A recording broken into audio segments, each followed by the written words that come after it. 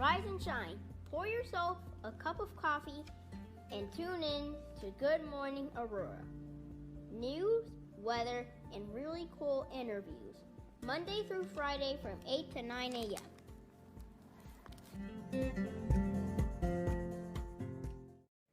Good morning, Aurora. Good morning, Aurora. Good morning, Aurora.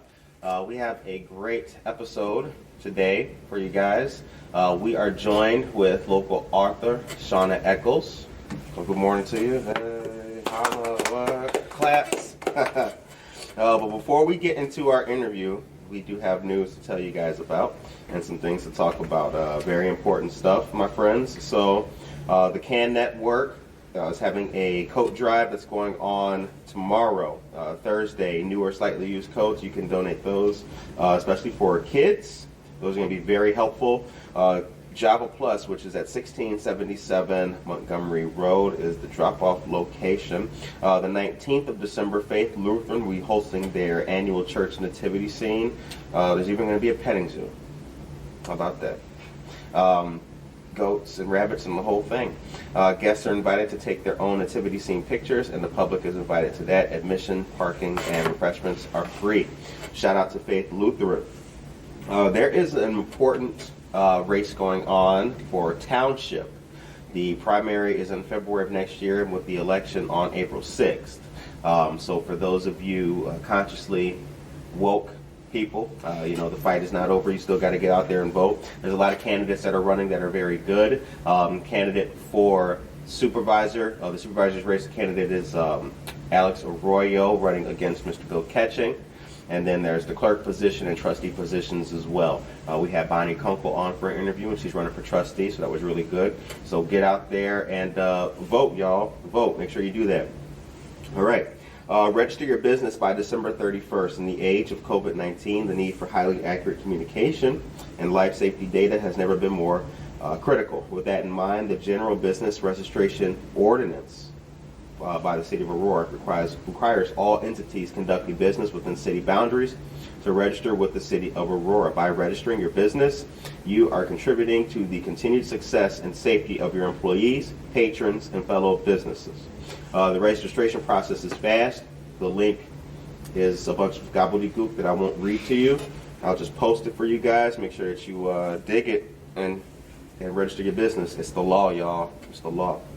All right. Applications to join the Aurora CRB, Civilian Review Board, are online at the city's website. The link we posted to our Facebook and Twitter. The final date to submit an application is Tuesday, December 22nd. So if you would like to be a part of that, please get on board and sign up.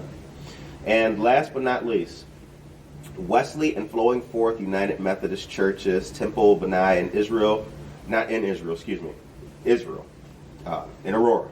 New England Congregational Church and Art Bar Art Gallery, all in Aurora, are hosting Light Up the Night, and that is from 6 to 6:30 p.m. the 21st, which is a Monday.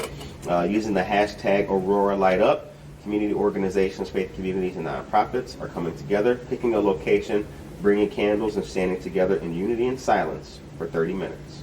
Very cool. Shout out to all of those faith organizations for all they do. Treadwell changed their hours, too.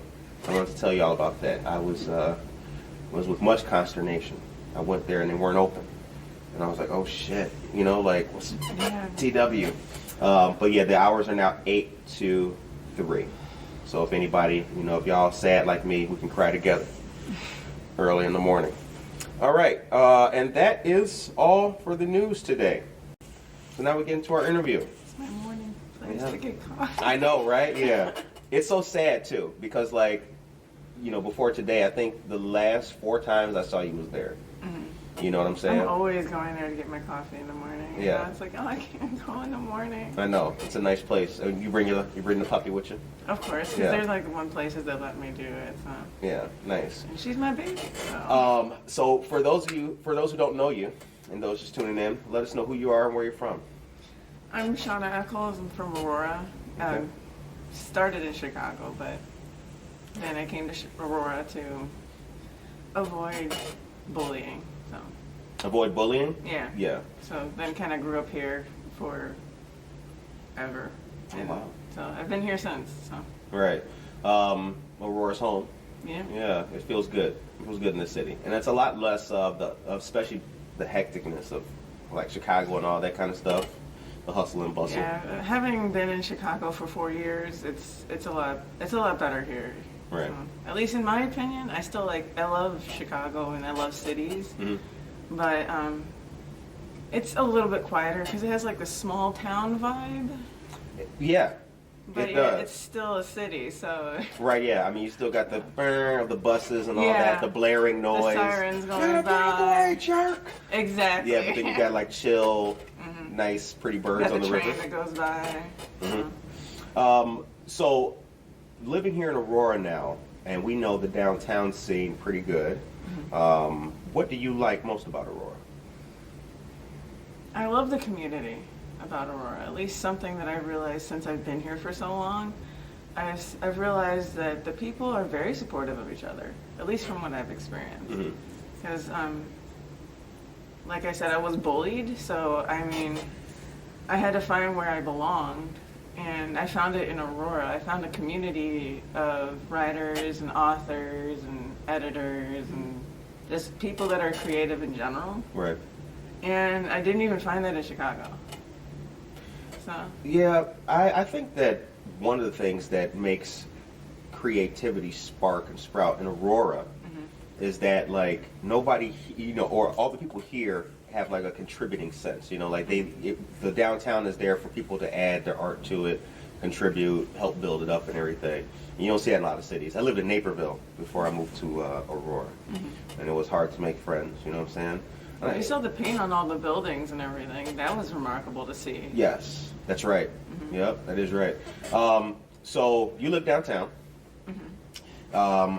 When you are in downtown Aurora, what do you like to do? Well, this is COVID era now, but where could Shawna Echols most frequently be found at?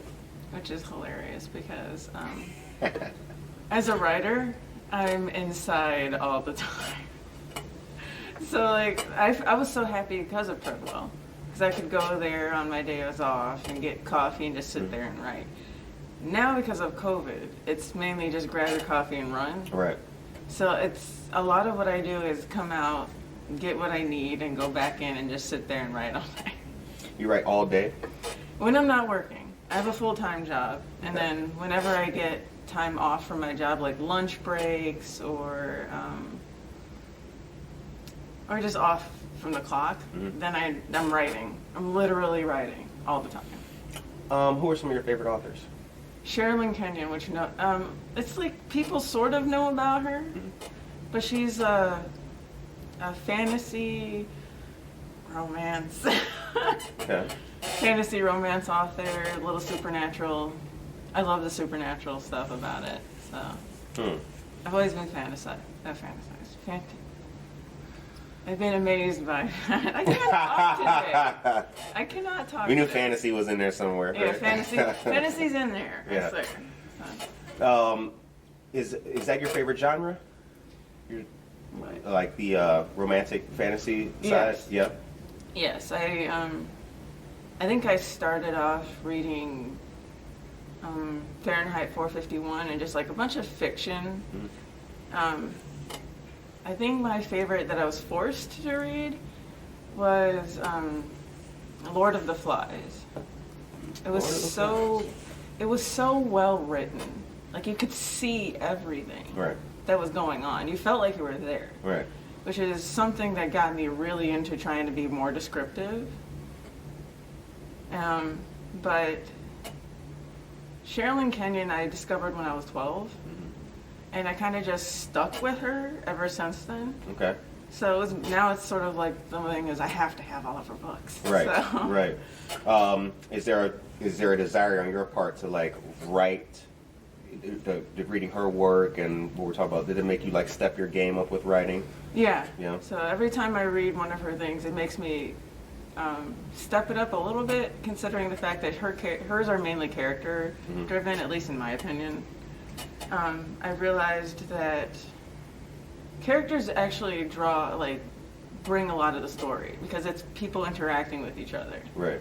Like, yes, the world around them matters, but if there's nobody doing anything, it's not gonna, like, there's really no story. I didn't look at it I didn't think about that before. That's pretty interesting. What's the best book you've ever read? Do you have a favorite? Ever read? My favorite. I'm trying to. I've never thought about.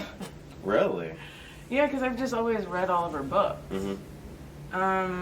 I'd say maybe Dark Side of the Moon because it was the first one I picked up of hers. Okay. It's way out of order apparently, but I just picked it up and said, "Oh, this looks good." So, and I read it, and then that's what hooked me. So.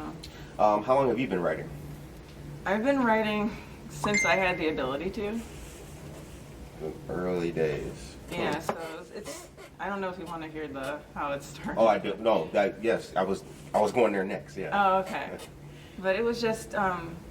I was always a child that loved to just yap. Hey, Mom, here's a story about something that happened and it didn't actually happen, but my brain was just blowing up with all these ideas. Right. I think it might have had something to do with ADD or something. I don't know, but I was just always had different ideas, and it was never a normal like, oh, Joe walked down the street. It was always like this shadow like jumped out of the ground and had like big red eyes and he hugged me. It was just like it was never anything normal. Right. So I guess it was just meant for me to fall into this genre. But it started off with me going, hey, Mom, like, here's another story, and just talking her ear off. Right. Until she said, hey, why don't you write it down? And then I got my first journal. Right. And then ever since then, I've been writing. What did it feel like getting that first journal and starting that? At first, it was just like, okay, here's something to put all my thoughts into. Right. And then as time went on, it felt like it was actually clearing my mind. So it was taking out all those ideas I had and putting them somewhere, like in a box. Right. So at first, I was just like, okay. Looking back, I can say that it feels great. It was like, if my mom hadn't done that, I don't think I would be here. Really? Yeah. So it led me to feel like I can. I mean, I didn't share them with anybody, but it was just like, it made me feel like I have somewhere to put these thoughts. We're going to talk about the book too, but I read in your book your dedication to your mom, or, let it be known that your mom told you about the journal and writing things down. Would you say she's been your greatest your greatest supporter? Support-wise, yes, I would say it would be my mom and some people, maybe my friend too, because I don't know if she would like me to say her name, but she's been one that I've run ideas past, and she goes, and she goes, okay, but that one is pretty good. Right. So she's been sort of my filter. Okay. So I'm like, hey, how about bat wings on ears? No, okay, all right, well, let's try that. So. You need friends like that. Yeah. You need friends to tell you when the idea is whack. Exactly. Man. Yeah. Not just because you want to do something, don't support it. Yeah. Exactly. So. That's what I like. What's the first thing you've written? What's your first piece of writing? That I showed anybody. See, I had a computer that I started off writing with, and then it like exploded. So everything on there that I did show, I think the first thing I showed was it led into this book. It was a teenager that was discovering the seasons. Okay. So it was my first attempt really at trying this, that I was going to show my friend, and then my computer destroyed it. So. And I have a copy of, show the book on camera so that people can see. I'm tempted to like show towards you. Yes, looks great. Yes, okay, yeah. So we are going to talk about this, and I'm going to read a little bit from this book too, because your style is very descriptive, and I want to give the listeners a little bit of it. Here it is. Leaves that died the moment I touched them. I am used to seeing them that way. I rarely see living leaves. What does it do? I asked, feeling the strangely thick cloth. It senses my body temp and does all it can to keep me at that temperature. The tag says it doesn't work in extreme conditions, but I doubt a dinner will kill me. He looked around the room. It was so nice that he was trying so hard to come and hang out with me. I mean, this book is filled with like just, I can see walls of the room, how you detail them and things like that. Like, you did a really good job in this book. What's Seasons about? Seasons, like, I don't know how to exactly run across, but Seasons is about the seasons being controlled by human beings. And it was a main character that sort of discovers this. More so, it's kind of dropped on her head. Okay. That she's just like, oh, so this exists, and it's her going through and trying to, like, discovering this world and how they do everything, and it's just starting the world over again in her mind. Because she's used to what we know. Just like things happening, and she's heard that space causes it, or like the science behind all of it. Right. So when she hears or sees this winter guy, she's like, wait a second. So it was just Winter Ferris. Yes. Winter Ferris. Yes. Let's talk about Winter Ferris. What's his deal? What's up with him? So Winter Ferris is the nickname he uses because it doesn't want to destroy people's brains. Okay. But I think I say his name was Winter Frost in there somewhere. Mm-hmm. He's changed his last name to Ferris because it was the only part people wouldn't freak out about. Right. But his name changed twice when I was writing the book. Because it started off as Jack Frost. Mm-hmm. And then I was like, I cannot legally do that. Yeah, right? Somebody was... Yeah. So then my brain went, okay, Jack Frost is related to Winter, Old Man Winter. He's supposed to be the younger form of it. I did a lot of studying on it. I didn't know that. And so I was like, wow. I do a lot of research. You do a lot of waking up people too. I did not know that. Good looking now. That's awesome. Yeah, so he's meant to be the younger form of Old Man Winter. Mm-hmm. So then I had the idea of, I'll just use Winter, the name Winter. Right. Because one, it's the season of winter, and then two was the idea of he is Old Man Winter, just younger, and then when he grows up, I mean, there's even a part in there that they'll read that he starts to become Old Man Winter. Oh, I like that. I like that. Now, this is your first published work? Yes. First published work. What's next? I'm very excited. Uh-oh. I'm afraid to talk about that because I'll start talking for hours. Can you give us a little sneak peek, a little something? Yes, I can say that it's my attempt to do a fantasy book on mixed relationships. Okay. So it's based on colors. Okay. So it's like I think I started it because I saw a rainbow, the gay flag. Right. And I thought, well, what if they were all kingdoms?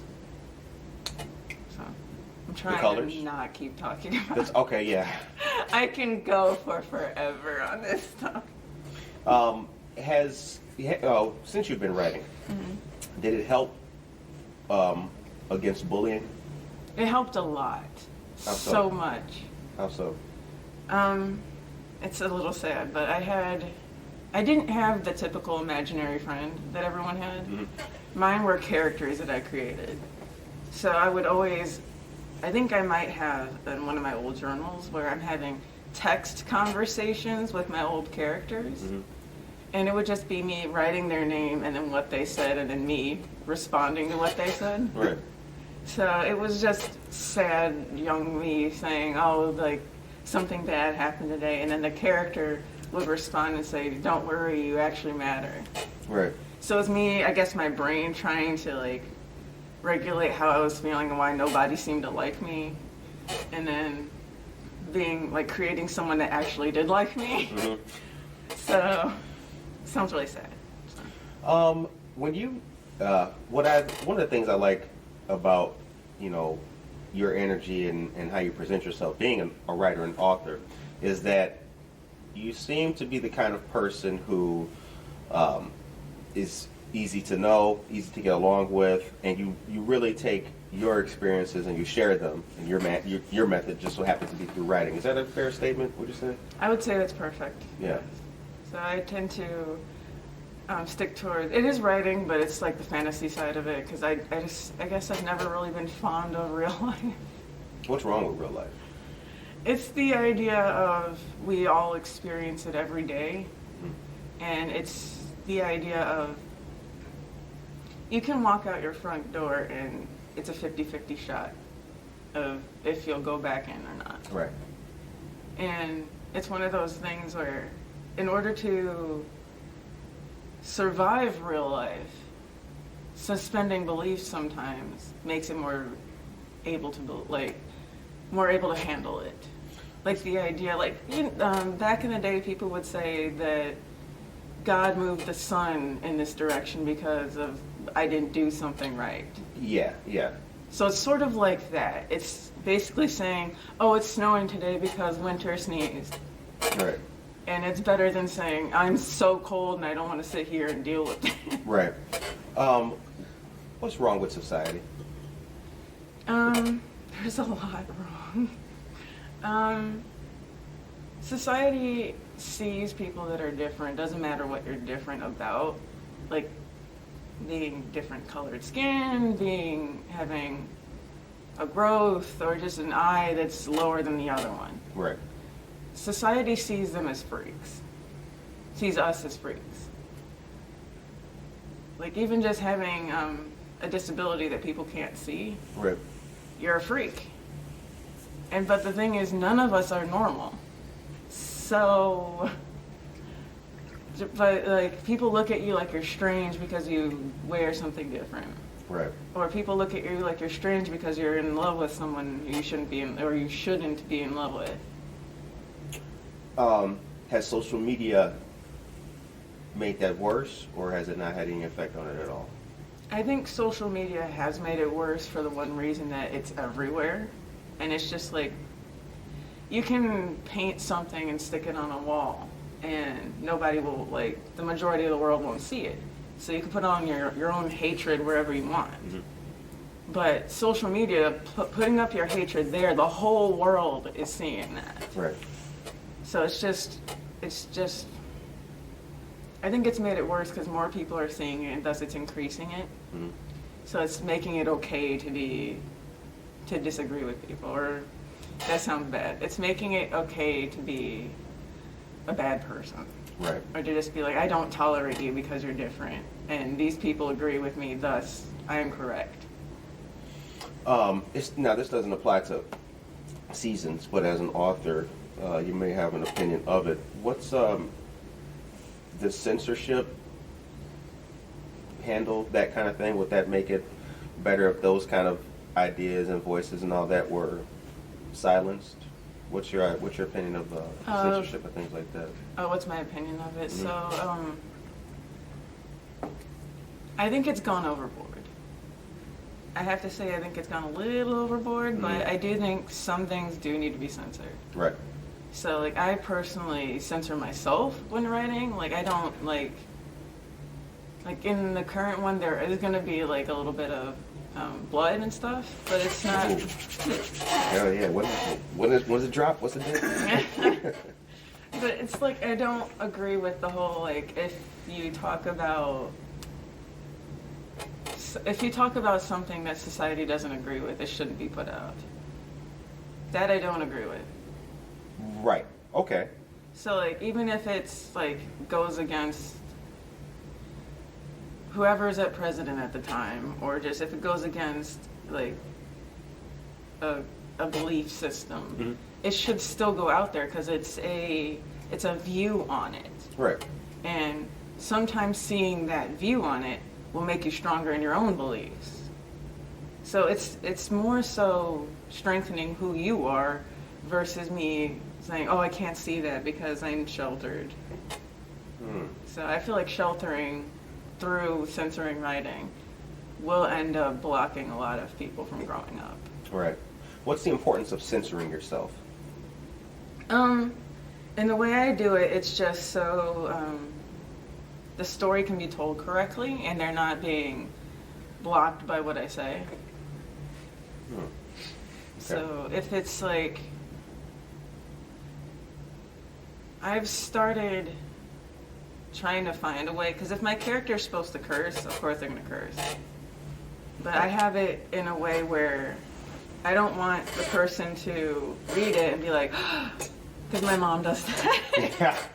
Yeah, exactly, yeah. So it's like, Mom, and if your mom's reading it too, yeah, exactly. for heaven's sakes, yeah. It's like, Mom, just read past that word. But the word is there. Right.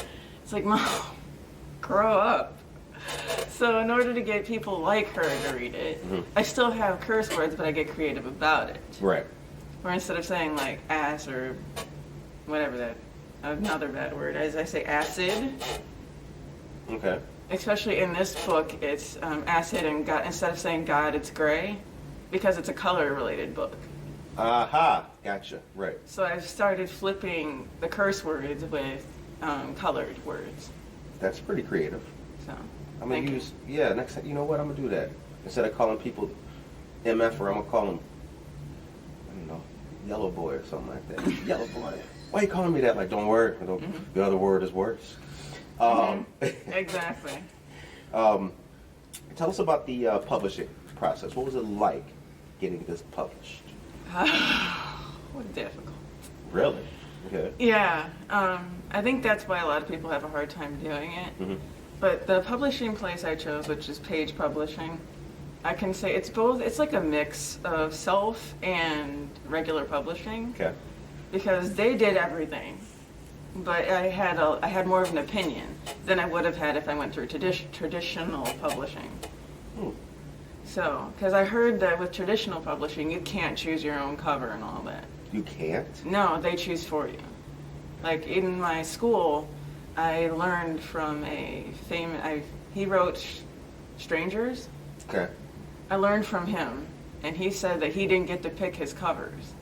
He said there was one cover he showed us that had a baby on it, and he's like, there is no baby in this entire book. But for some reason, they wanted to put a crib on the front of this. Oh my God.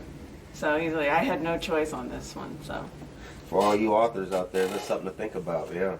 Don't write a cookbook and then they putting books on your book. And Exactly. It's not a dictionary. Shut up, you don't get to choose.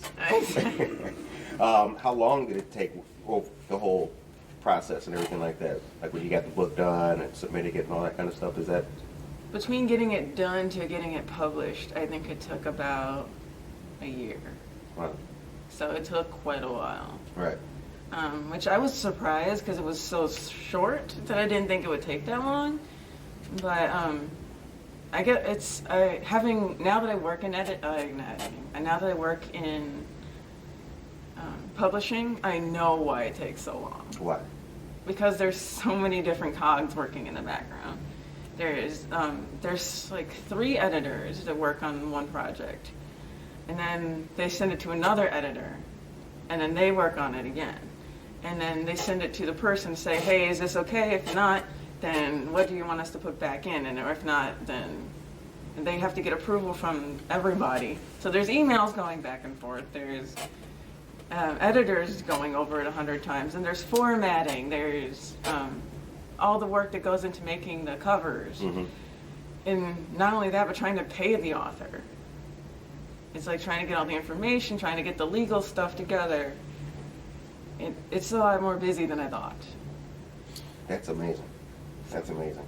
So you are you're the 3rd author that we had on this show, and when I asked that question about like tell us about the publishing process, like I think each of you have been like, you know, to go into it, just to detail like what it's like to actually do it. That's amazing. What do you want people to know about this book? I want them to know that it is based on my love for the seasons. Like, if you like winter, you will love this book. And I wrote it because no one liked winter. It was one of those things where I was like, I want people to understand my love for winter. Right. And this was my attempt at making people understand my love for winter. So I want them to know that just because it's cold outside doesn't mean you have to like sit inside and like shrivel up. Right.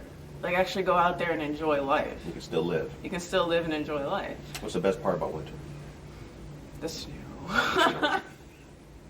I love the snow. I love being in it. I love walking through it. I love driving through it, even though people think I'm crazy. But like, back then I got hot so easily. So when I started writing it, I got hot so easily. So winter was, of course, my favorite because I could actually walk outside and not be sweating every 5 seconds. Right.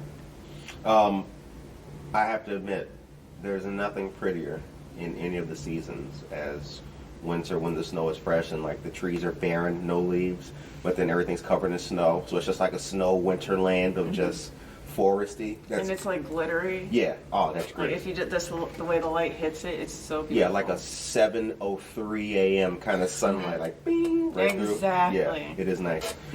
That's actually one of the things I like about watching like Animal Planet and shit. It's not just seeing the wolf eat the fox. Like it's like the whole, they bounce in the snow and then they disappear underneath it, and then they come back up. It's a creative way of like they basically they're swimming. Exactly. Oh. Yep. We are in winter now.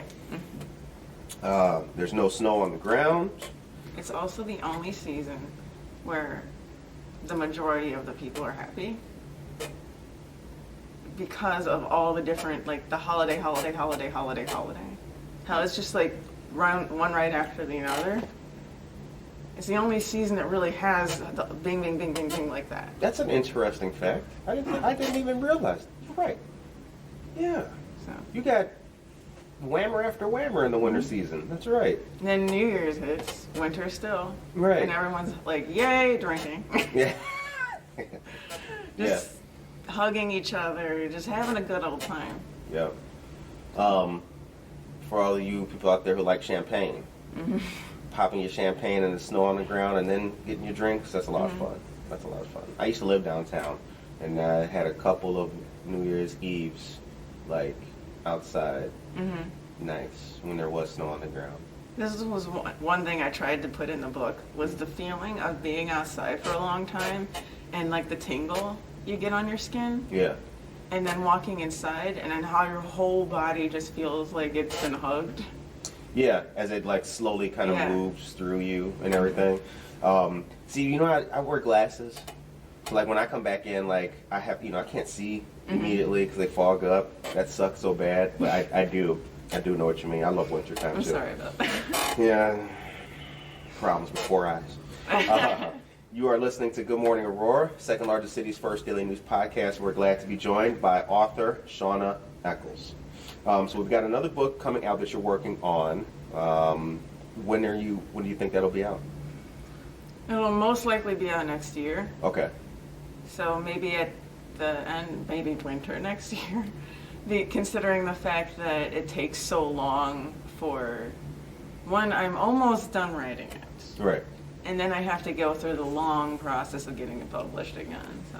The long process of getting it published. Yeah, so maybe a year or two, depending on the publishing process. How can people contact you and find out about you?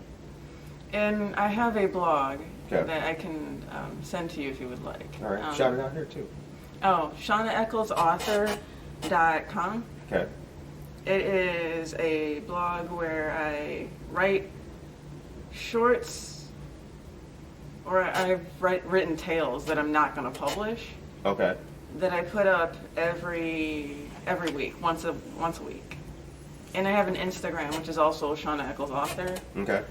And I put this, like I put a snippet on the Instagram, and then the full story is on my website. Oh, you got the gram? Okay, got you on the gram. All right, yeah. Go Instagram. And Facebook? I'm about to get off of Facebook. Okay. So I haven't been seeing anybody actually using it. So. Okay. But I have a Shawna Echols Author on Facebook too. Okay. But we'll see how long that's on there. All right. Getting off Facebook and just going to be doing the blogging and the gram and... Yeah, just going to be using Instagram because Facebook hasn't really been getting anybody. So no one's reading it on there. Right. So. Who are some of your... do you want to give any shout-outs at the moment? the only person I would like to shout out, I'm not sure if she would like me to, but I would like to do my favorite Instagram, I think it's called, my favorite fashion blogger. Yeah. Your favorite fashion blogger? Yeah. Ariel. Yeah. Yeah, shout out. Which I love her choice in name, because you can't say without saying she's your favorite. Right. So, I love it. Yeah, she's really cool. She's a great person. So Yeah. I'm lucky to know her in person. Very cool. So Treadwell, we just talked about that, but like when you are writing and you do have time to like step away from the desk, what's that like? And how long do you write? Like, what's it like? How long do I write? Mhm. Non-stop or just in general? Like in general? Maybe 6 hours a day Damn. if I'm not working. And is it like in the movies, like you got a typewriter right by the window and ding, arr. It is the modern form of that. I wish I could ding, but but it's more of just type as the sheet just goes down. Mm-hmm. So. Damn. Are you a fast typer? I am faster than I used to be. The problem is I do type pretty fast, but the problem is if I type too fast, then the dot isn't on the paper. I think slower than I type. Gotcha. So I can type it all out and then it'll be trash. So it's like, wait. So I'll type something and then wait a second, let my brain think, and then I go, okay, and then I'll type that out and wait a second. Mm-hmm. So there's been times where I will type out something and just be going, and then I go, okay, and then I hit I hit a wall where my brain is going, oh, now I'm done. Is that what's called the infamous writer's block? No. I've had the writer's block, and that is agonizing. What is writer's block for those who don't know? Writer's block is when your brain, for several days, maybe even longer, I've had it for weeks, where your brain just refuses to do anything creative. Anything, really. So it's typically around this time, too, where my brain just says no. And it's like, well, I need to write this for my blog. No. It's I don't care. No. There's no more thoughts coming into your brain right now. And it happens during your favorite season in winter? Yeah. It's gotta be very It's frustrating. like the end of winter. I'm like, dag nabbit. Oh my goodness. It's gotta be super frustrating. Yeah. One thing that I would like to let you know about the book is that when it comes to the character names, specifically, I know the next one's about color, okay? Just keep up the good work. Because you got some whammers in this book. Like Winter Ferris alone, that name is so cool. You know what I'm saying? Like, it makes me think of like an edgy, hip kind of Wolf of Wall Street, Winter Ferris. Like, it's very cool. It's a great name. It's a great name. So please keep that going. Like, you're a good writer. Oh, thank you. Yeah, you really are. And it was really cool to see before I met you walking into Treadwell and seeing your book. You know what I'm saying? I'm always peeping things like that. Okay. You know, I was trying to get it out there a little bit more, so I put it on display at Treadwell. They let me. So I was like, okay. Right. So I put it on display, and I was hoping people would just pick it up. So. Yeah. Well, I did. It's a good book. Oh, thank you. Yep. So the show ends on a positive note. What's your message today for the people of Aurora as they go into the week? For the people of Aurora in general, and I would like to say for people in general, By all means. would to be more tolerant of people that are different. It doesn't matter what they're different about. So even if they look similar to you, but there's something that's off about it doesn't matter what's off about them. They're still a person. Right. So just treat people like human beings that we Right. all are. If they're bald, don't make fun of them. Exactly. If they got glasses. That fog up when you go inside, don't make fun of them. Yep. One more time for the viewers.